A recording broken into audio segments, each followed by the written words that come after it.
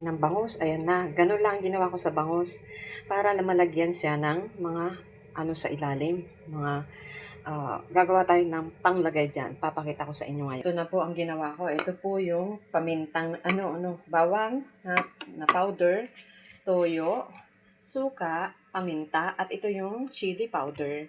Ayan po, ayan na po siya. Nilagay ko na yan. Andiyan na lahat, mixing na yan.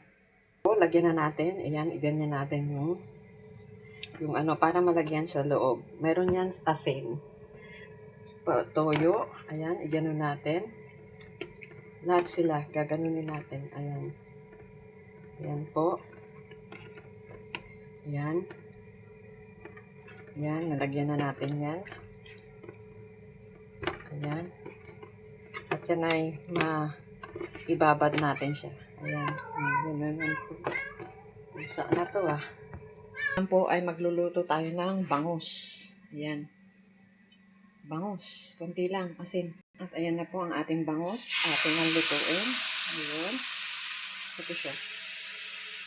Ayan. O, diba? Nakita nyo kung paano ko ilagay. Ayan.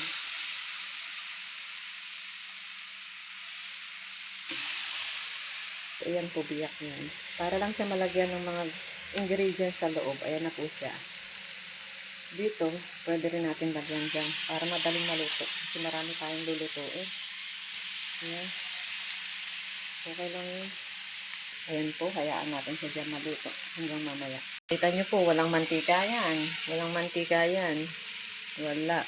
Pinapakita ko sa inyo. Powder, toyo, suka, powder na bawang. At yun, yung paminta.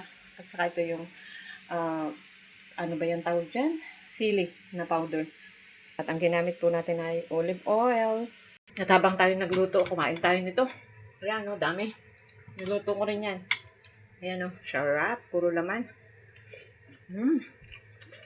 Sarap. At yung sili na yan, ginawa ko rin. Nakatatlo na ako.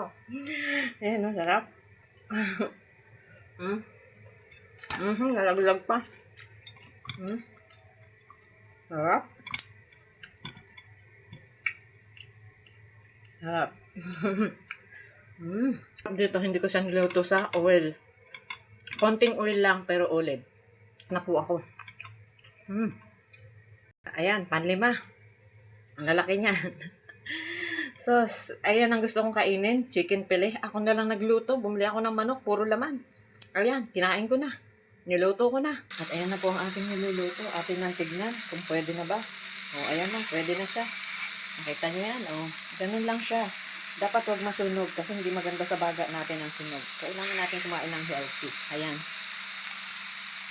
Ayan na po. Binibiling na natin sa dahan-dahan. Yan. Nako, kasarap.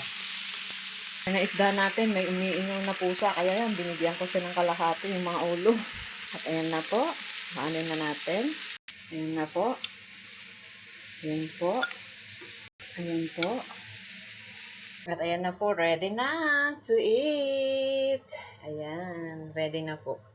Thank you for watching. Bye. Ito, ang isang example. Pakita ko sa inyo itong pusa na to. Binigyan ko siya ng pagkain. Yung mga bituka na isda. Yun. Kinainan niya yan. Ayun, may kalat-kalat pa nga siya. Pakita ko sa inyo nga. Kukuha ko ng ulo ng isda. Kaya hindi ko, nilalagay ko yung ulo ng isda para sa kanya yun eh. Ayan, kukuha ako papakita ko sa inyo. 3. Papakita ko. Halika. Naka-6 na nga siya eh. Binigyan ko na siya ng 6. Ito yung pang-siyam. Kasi 3 uli yan. Ayan, ayun siya. Tingnan nyo obserbahan nyo itong pusa na to. Itong pusa na to may kwento. Nanganak na to maraming beses. Pero ngayon kasi itinapon ng amo ko yung anak niya.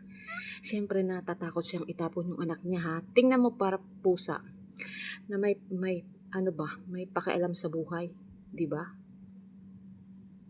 At siyempre, ay naku, nadugtungan ko yata ito. Sandali.